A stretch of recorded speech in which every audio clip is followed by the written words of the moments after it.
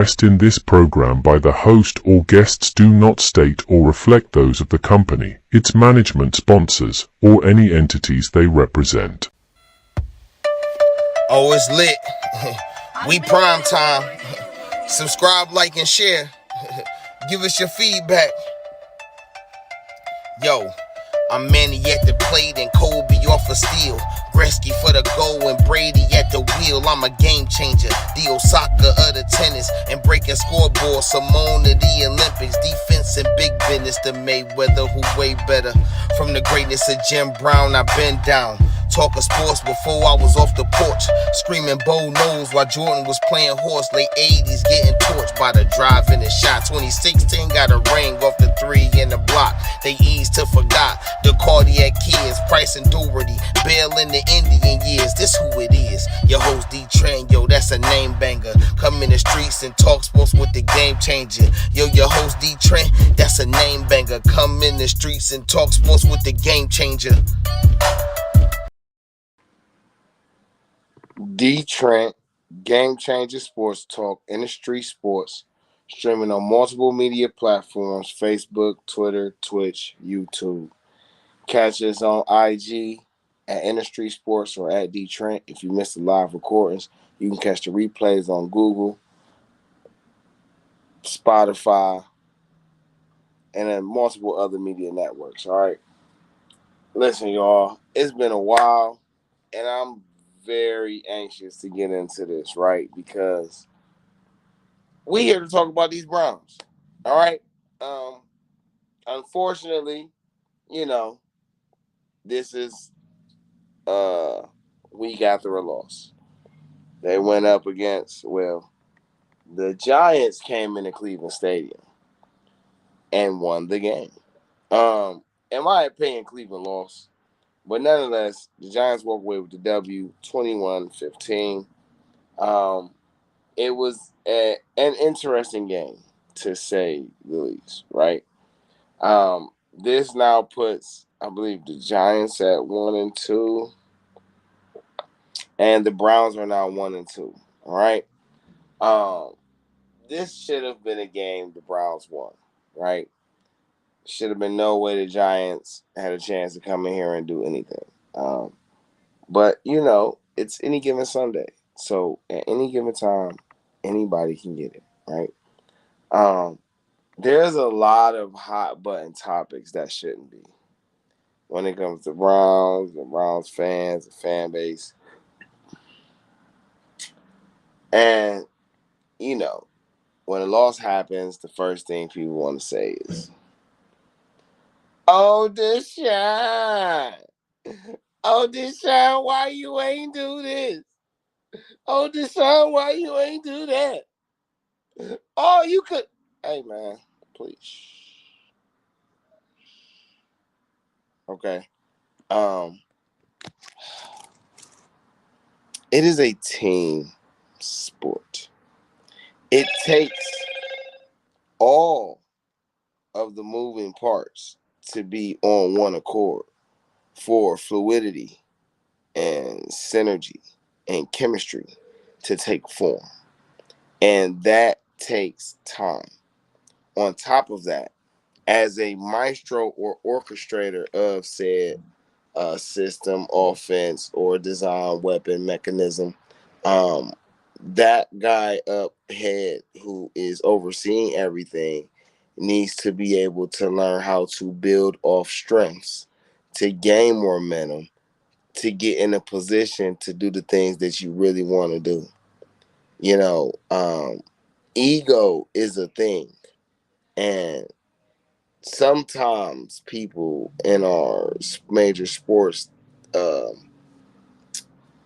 quality positions, they tend to let the ego override their better judgment. And I think we're just seeing a multitude of things happening with the Browns right now that only boils down to the lack of chemistry. This is it. This is all. Now, a lot of people say, oh, we pay him such and such and such and such and such and such. And He's supposed to do such. Well, let me say this, right? He our quarterback. So why don't you focus on how to get him in rhythm versus figuring out how to try to replace him? See, this is like Stockholm syndrome in a sense, right? Your fan base in Cleveland is so used to changing quarterbacks that you look for any reason to change a quarterback.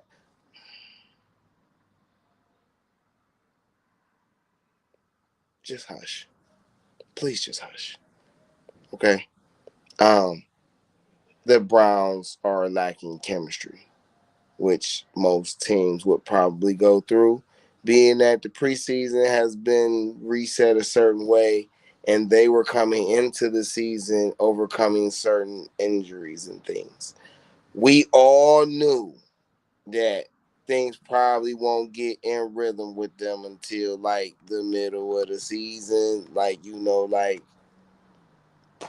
somewhere around 6, 7, 8. You feel me? They didn't play in the preseason. We kind of all knew this. This is not excuses, okay? I want you to understand that a fact cannot be an excuse. Those are two different words with two different definitions. So please stop trying to, you could talk that to people who don't understand the language, who don't understand how English works, how vernacular is constructed. If you don't know how to utilize dialogue, that is on you. It's not me, though. A fact cannot be an excuse. It is a fact that the Browns line is terrible. But it's also a fact that Deshaun is not calling no audibles at the line per se. So I'm one to wonder if Kevin Stefanski's offense doesn't allow for the quarterback to change the play at the line when he feel comfortable. Or if it does, and the only reason Deshaun doesn't really tap into it is because he's still trying to learn the system. So, if that's the case, they should simplify the system, right? Don't like Stefanski, don't become what was his name? Woods. Don't become Joe Woods on offense where you just so rigid on what you want to do. You don't understand the opportunity in front of you. We're not doing that. I don't want to waste another few years of my Cleveland fandom trying to figure out why this coach can't get rid of his ego. I like Stefanski. And I'm cool with going through the growing pains. So I'm not calling for his head or anything. I'm not bagging anybody on the team per se. I'm just saying they need some chemistry and they need to start focusing on building off the strengths of what's going on. Now, I seen the game recently, right? Just watched it in condensed mode, see every play, see what happened. Okay. Few things stood out to me in the first half, right? Certain players on the Browns defense are put in fan hype positions. Okay. For example, I like Martin Emerson a lot. Okay. And I think he can play very well on the outside. But I also think he plays well on the outside as the number 2 cornerback. So if you're not playing him at the number 2 cornerback or playing him in the slot against a more physical receiver, or you're not letting him play in space in a strong safety type position because he can play in space like that for his build and his size, then you're misusing him. People are so hyped on Emerson, you forget Greg Newsome is on the damn team. Now you're trying to force Greg Newsome to play the inside when that doesn't make sense. You can just play him on either at the number 1 on the outside or the number 2 at the outside. The person who should be playing the slot is the person who gets paid the most money. You know why? Because he can play the slot and he can play either one of the outsides. And if his slot defender is a less than opponent, that gives him more freedom to help somewhere else and utilize the rest of his skill set. Jim Schwartz, I'm only mad at you because you ain't figured this out yet. But I feel like You gonna figure this out. I just personally feel like you should have been figured this out. Stop listening to Browns fans. Listen to some of us that actually know how to break down the game, who actually understand the nuances that lead to, certain outcomes and predicaments, who understand what to value and what to not undervalue or overvalue.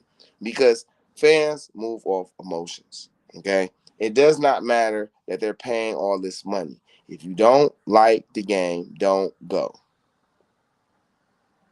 When you chose to pay your money, you chose to sign up for whatever's going on. Be positive. Speak things into existence that you want to happen. Talk about the things that will help them get to where we want them to be versus always trying to highlight and idolize all the negative, stupid stuff. It is a distraction. It is hypocritical to the person saying those things in the same breath talking about, I hope the Browns win. No, you don't if you talking like that. You should shut the F up. That's how I feel. All right. I'm really getting tired of these old dumb talking points. And you got these national media people with these old extra stupid talking points. Oh, Deshaun's washed up. Oh, Deshaun can't do it. Oh, Deshaun lost his touch. I don't think he could play football anymore. But the person saying that could never play football, has never played football, is not even good at it on any professional level, even little league. So what are you talking about? The other people saying that were never as good as him. Did I strike a nerve? Come on, bro. Be real, man.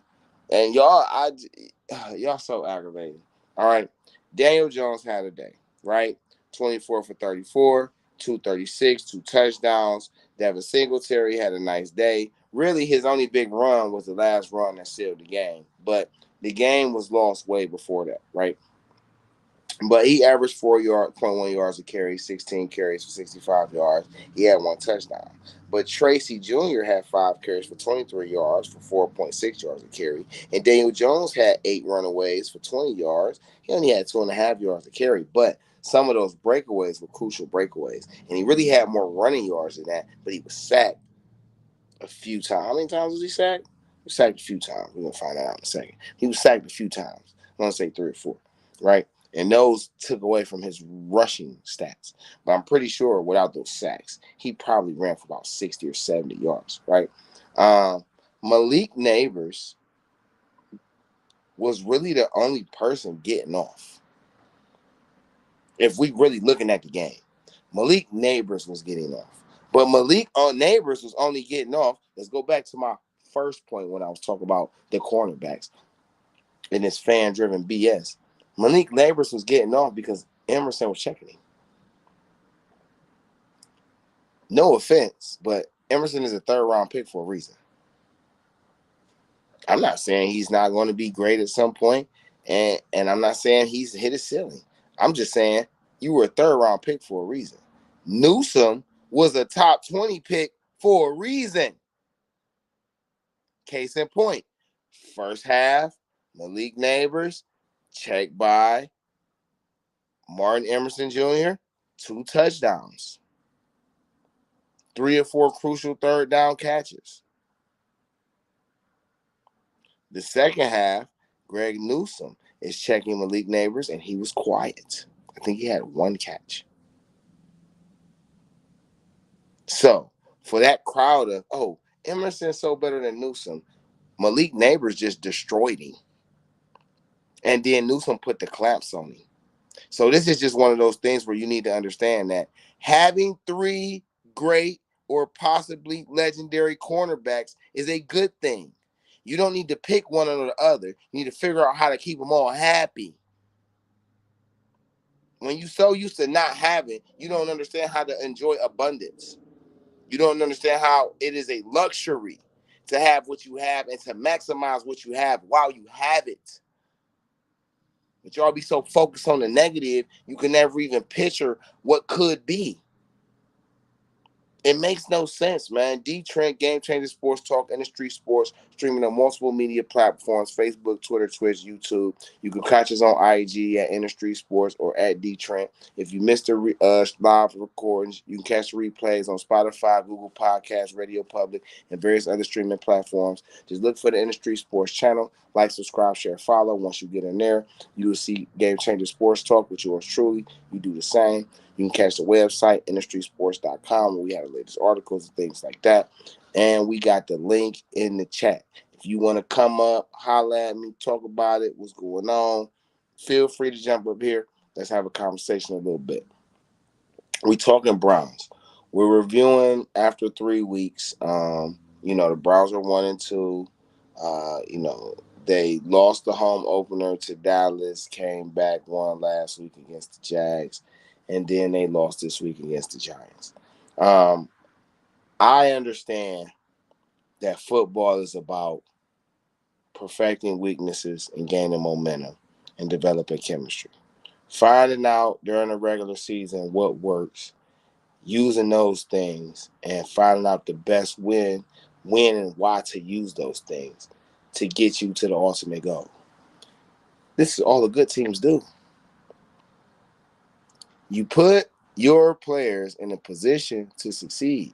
You do not care when their egos get involved. Use your ego to do your fucking job. How about that? Right? Myles Garrett is not playing.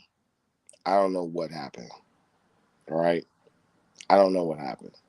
What I do know is I seen Myles Garrett lined up in the same place over and over again, and I didn't like it. I seen a well-disciplined New York Giants offensive line that communicated about blitz packages and things like that.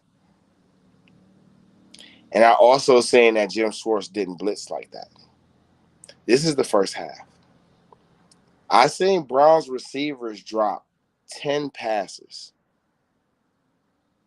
I seen Deshaun with 3 misfires.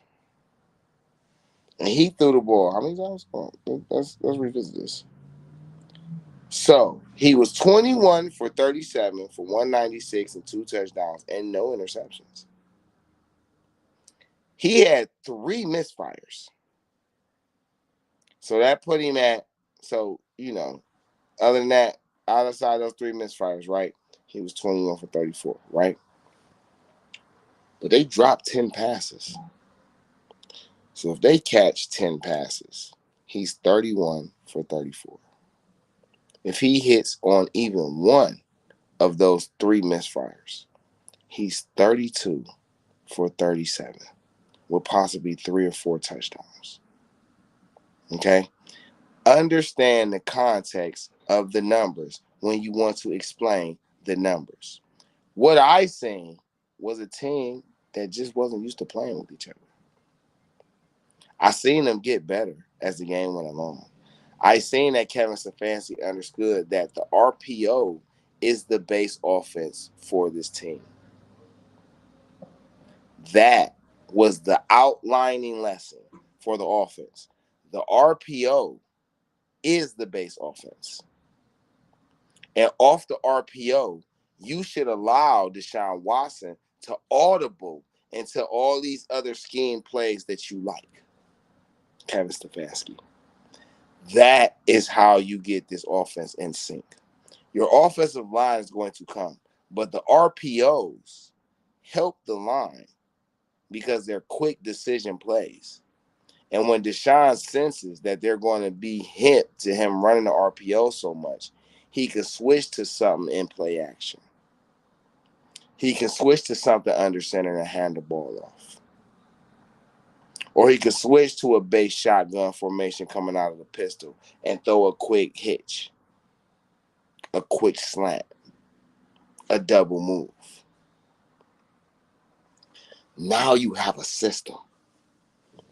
Don't overthink this, Stefanski. The pieces are in place. Don't overthink this. Not having David Bell is a loss.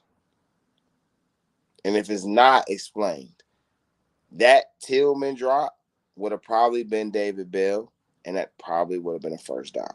That's my conclusion. You don't have to ride with me. I don't care. But that's my conclusion, right? Another thing is Stefanski's taking way too long every season to figure out how to get the offense in rhythm. We know usually by week 4 or 5, he's figured it out. By week 6 or 7, they're definitely making noise. And by the time we get to the second half of the season, they're looking pretty good. All right? But I need you to start faster. The problem right now is the RPO is your friend. You need the RPO to either Cooper, Judy, or Ford. Your secondary targets are Akins and whoever the hell Elijah Moore. Right? That's your system. This is it. You're only scripting plays for 4 of those 5. When Njoku comes back, you script plays for him. You don't need to script plays for Jordan Akins. He a check down. He an outlet. And that's how you utilize him, because at that outlet position, he has a better chance of taking advantage of any defender he's come against. And that's what I'm saying. It won't be the best defender. Those will be taken up by some of the other guys. Elijah Moore has a knack for getting in those seams and those little crevices and finding some open spaces. He's been pretty sure-handed. You should keep utilizing that. Jerry Jeudy is your technician right now. He is your possession receiver.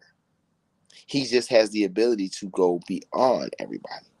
But you should be using him as your possession receiver. Amari Cooper is the X factor. Amari Cooper, lightweight, don't need no plays. When you come to the line, Deshaun Watson, and the first thing you need to see is who checking Amari Cooper and who his help is. And anytime you run your motion and you see that Amari Cooper has one-on-one, the play automatically goes to Amari Cooper, especially on first and second down. This shouldn't even be a question. You come to that line, Amari Cooper, it got a mismatch on him. Anybody checking him one-on-one, it automatically goes to Amari Cooper. And whatever play you had designed goes to the next play. You're running from the line. That's the system. When you're not doing that, you're running RPO. When you're not running RPO, you're running screens, delay screens, or crossing patterns with Judy and Elijah Moore. When you want to pass protect, you need to bring a tight end in the backfield that allows Ford to go out and be a receiver, even if it's on delay. These are my suggestions from what I'm seeing. You just out of sync. You're not figuring out when and how to utilize which weapon at which time, which makes no sense. On first down, you go to Amari Cooper. If it's one-on-one coverage, you go to Amari. It's not even a question. He's the number one option on the team. When you go RPO, you can start off with RPO with either hand it off to Ford or hit Judy on the quick, because that's your technician right now. When one of those ain't open, you should be able to either hit Akins or you should be able to hit Elijah Moore on some type of outlet, if not be able to check down to some type of screen off of that, which will probably be more fire. If you do it like that and then check down to the screen if the RPO ain't open, then that really helps, and it's a fast-moving play. Still. So I'm going to need you to understand, like, you have what you need in place. You're just not using it properly. I give you a pass, though, because I believe in you. So at some point, you're going to figure it out. My message to Deshaun Watson. Deshaun, take your offense out and treat them to something nice, bro. This is it. Buy them all watches or something. I don't know, man. Pay the kids' tuitions or something. I don't know, man. Do something nice for every major member on your offense, and things will change. You do everything else well. You just need to personalize them more. Y'all playing out of sync. The ship is not sinking. The sky is not fucking falling. Nobody needs to be fired or fucking replaced. They just need to be able to get in sync, bro. They just need to be able to be cohesive. That takes time. But Kevin Stefanski, Deuce Staley, and Ken Dorsey need to figure out how to use what works right now and use that to open up everything else. It's this simple. Base is RPO. Cooper is the only freelance option. Your big targets are your tight ends, Cooper and Tillman. Tillman is a breakaway guy. Okay? Whenever you bring Tillman in the game, he has to be on a mismatch. Why? Because you want to build his confidence. You cannot ask a player to be at their best if you're not building their confidence so they can see how they can take advantage of people. And they get used to doing that, and then their confidence matures. And they start doing it against better defenders. And then their confidence skyrockets. It's a process. I don't understand.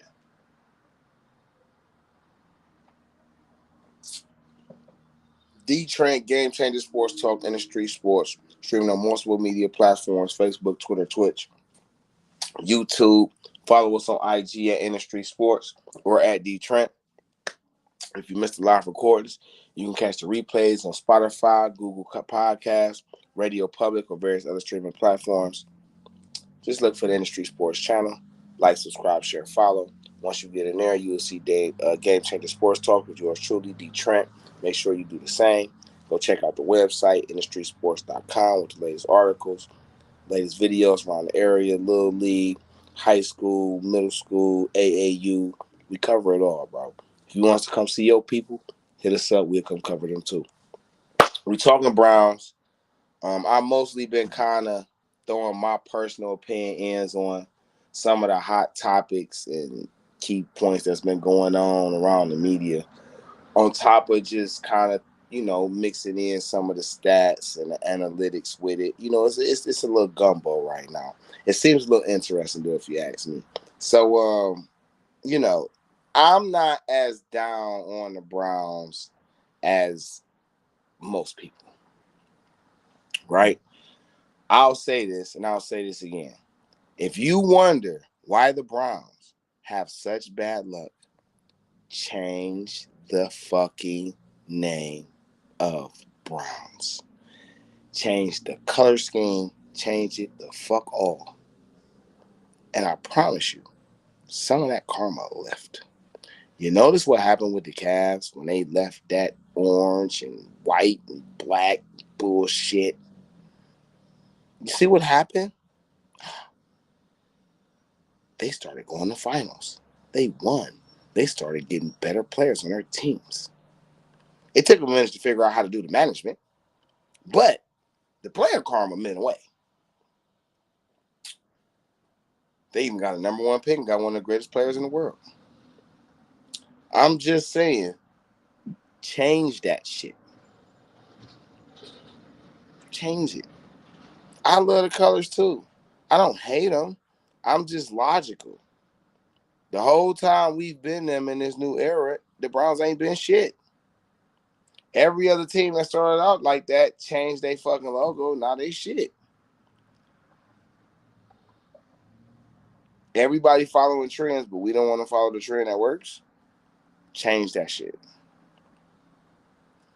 Outside of that, I didn't like Myles Garrett being stuck in one place. I don't like the way the linebackers are being utilized. Jeremiah Owusu-Koramoah is the guy who blitzes and the guy who plays man defense. That is his role. That is where he matures. Okay? He is your extra sack guy. He is the guy that you could put one-on-one with running backs and stuff. That's his maturation process this season. You have Bush there. Bush is the whole person to go knock the snot out of people. That's his whole fucking purpose on the defense as a linebacker, is to knock the fucking snot out of anybody who gets the ball. So he is a delayed blitzer, kind of like check the line, the second tight end, the fullback, he is looking for the ball. Whoever get the ball, that's where he goes. Jordan Hicks is the one watching the quarterback. You know why the Browns can do this with their defense? Because they have outstanding defensive backs. So because you have outstanding defensive backs and you have an outstanding defensive line, your linebacker room can have specific roles and duties that accentuate everything else, the other two components of the defense, well, right? It will just complement it well. It'll make it more dangerous, right? Jordan Hicks is a short tackler who can read the field. You want him in the middle of the field, all right? You want him playing in space. You want him with the opportunity to be able to knock the snot out of anybody coming across that middle, because you have defensive tackles who can get in there. Secondly, Shelby Harris should not be starting. He's good in rotation. I like Shelby. This is no knock on Shelby, but start Quentin Jefferson. When him, Dalvin, Za'Darius, and Garrett is on that line, Lions have a nightmarish of a time. That is your starting four. You can rotate in Hurst, and you can rotate in Harris and stretch him. You can rotate in Wright, who has been playing very well, if you ask me.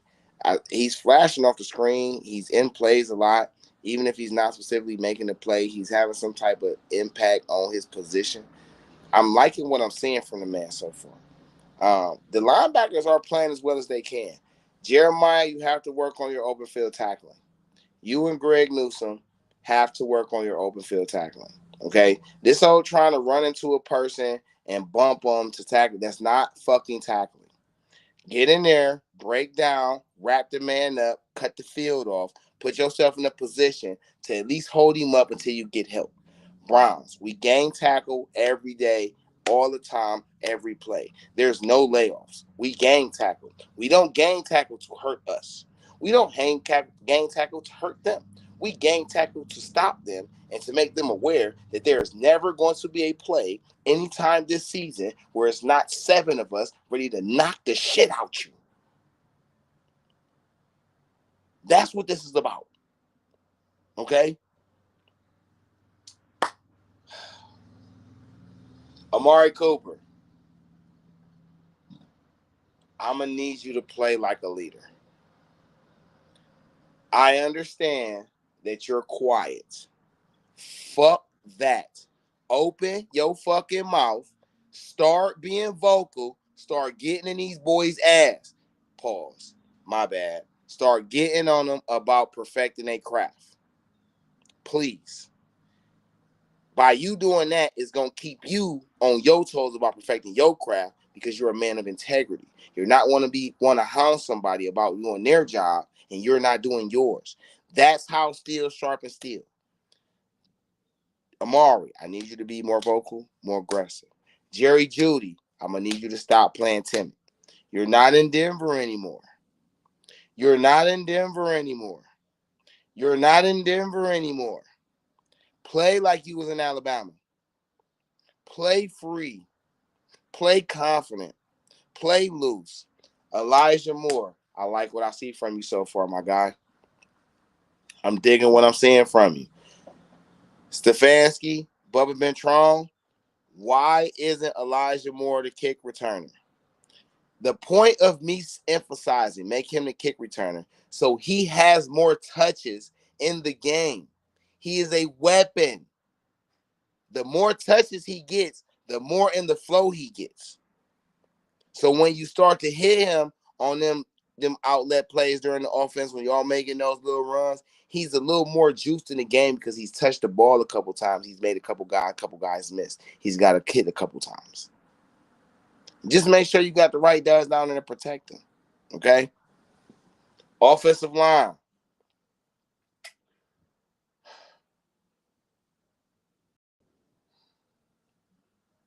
The communication on the all Browns offensive line fucking sucks. It is piss poor at best. Y'all do not communicate. Ethan Pochich, you are the center. Your job when you get to the line is to recognize what the defense is set up in and to point it out to every member on your offensive line where they need to be. You need to make sure everybody is set and calm before you put your hands on the fucking ball. That's a center's job. I know it because I played it.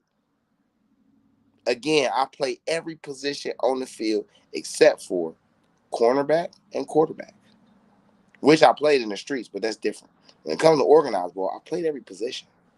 So understand, I'm not speaking from a place of ignorance.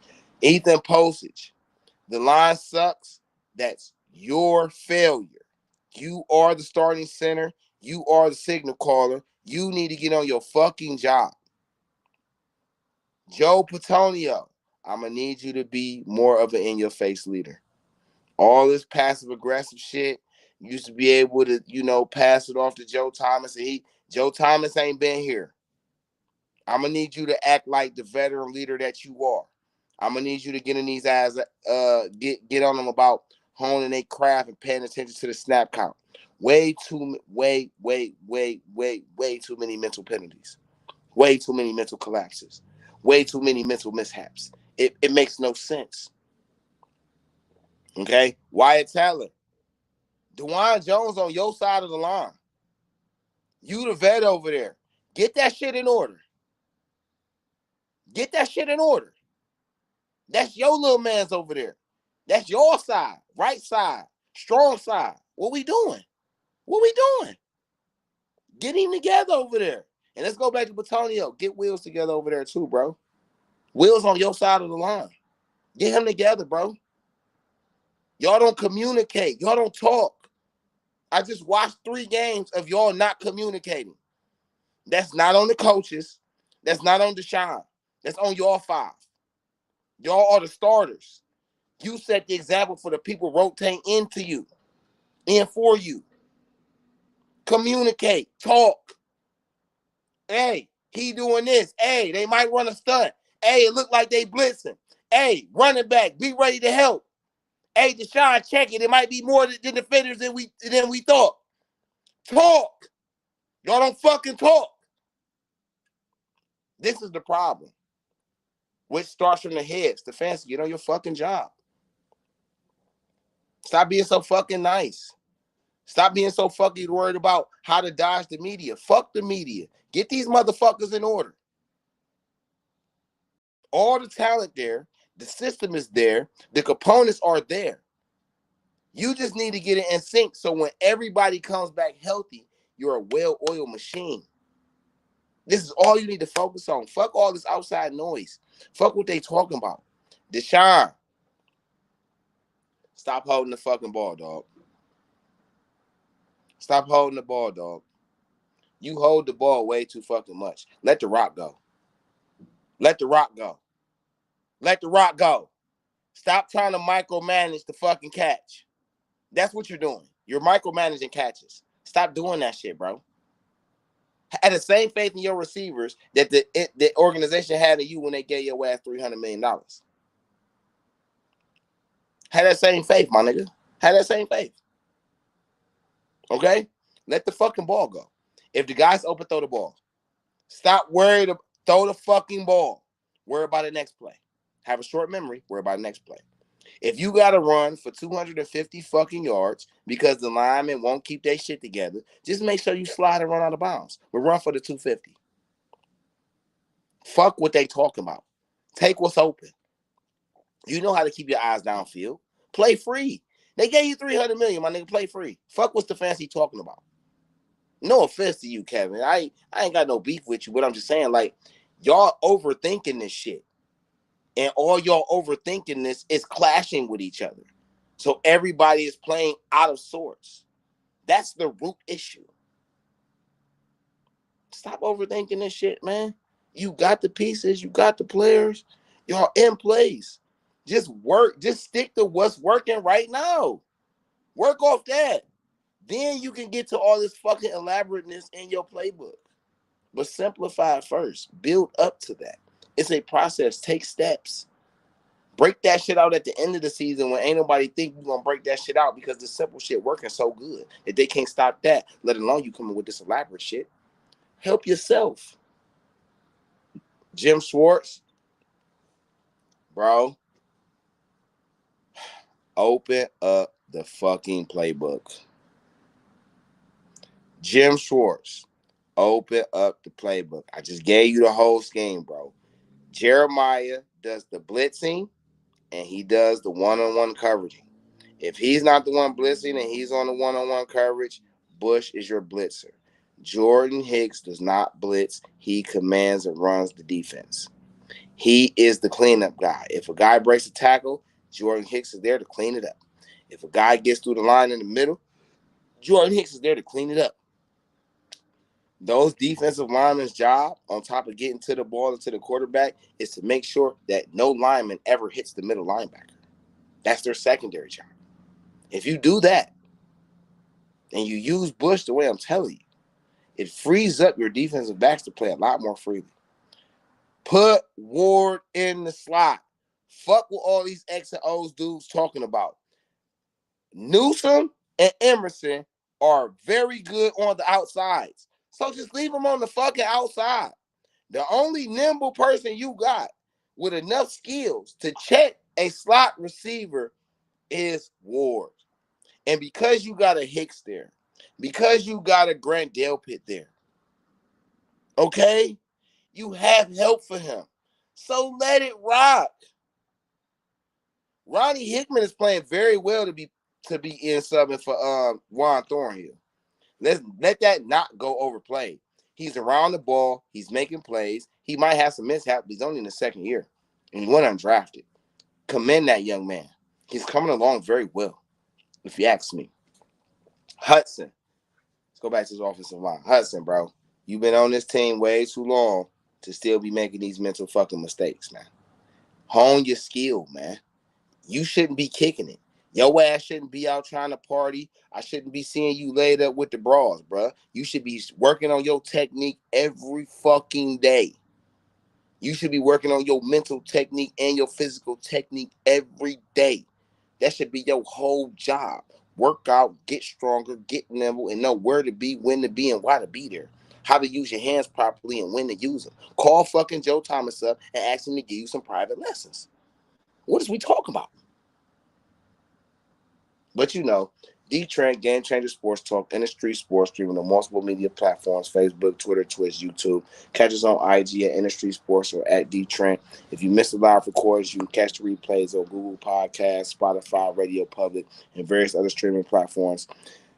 Just look for the InDaStreetzSportz channel. Like, subscribe, share, follow. Once you get in there, you can see Game Changer Sports Talk with yours truly. Make sure you do the same. Catch the website, InDaStreetzSportz.com. Latest articles, videos, things like that. If you want us to, spotlight some people you got, you can email us at InDaStreetzSportz@gmail.com or at DeeTrynt@gmail.com. Get with us, man. You can leave comments on the website. We read those too, man. So this was DeeTrynt catching up about the Browns.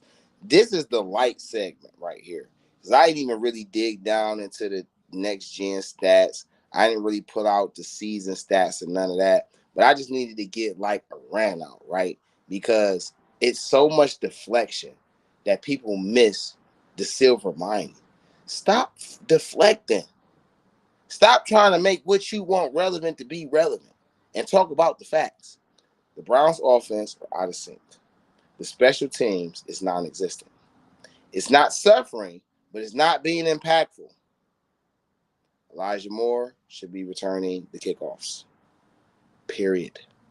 If he's not returning them, then Jerome Ford should return them. Oh, but he's a starting running back. And what the fuck is Dante Foreman there for? Use the weapons you have. What's Speaking good, of bro? the running backs only ran the ball probably like 4 times, 5 times last game. We only I'm ran the ball saying. like 12 times. I think most of that shit was Deshaun Watson. You gotta look it up. But I think we probably ran the ball like really like 5 times with the running backs. Like real talk all game. Hold on, man. I'm gonna tell you. Hold on. No, don't go nowhere. No, come on back. No, I'm in the background doing something. Okay, all right. I seen Jerome Ford with like 7 nice ass runs. Fire ass runs. Okay. Jerome Ford had 10 carries for 37 yards, 3.7 yards a carry. Deshaun Watson had 4 carries for 26 yards. Dante Foreman had 2 carries for 5 yards. Jameis Winston had 2 carries for 1 yard. Amari Cooper had 7 receptions for 86 yards for 12.3 yards a carry and 2 touchdowns. Jerome Ford had 3 catches for 33 yards and 11 yards a catch. Jordan Akins had 4 catches for 29 yards and 72 yards a catch. Jerry Jeudy had 4 catches for 27 yards, 6.8 yards a catch. Elijah Moore had 2 catches for 17 yards and 8.5 yards a catch. And Cedric Tillman had 1 catch for 4 yards a catch, but he dropped a crucial play.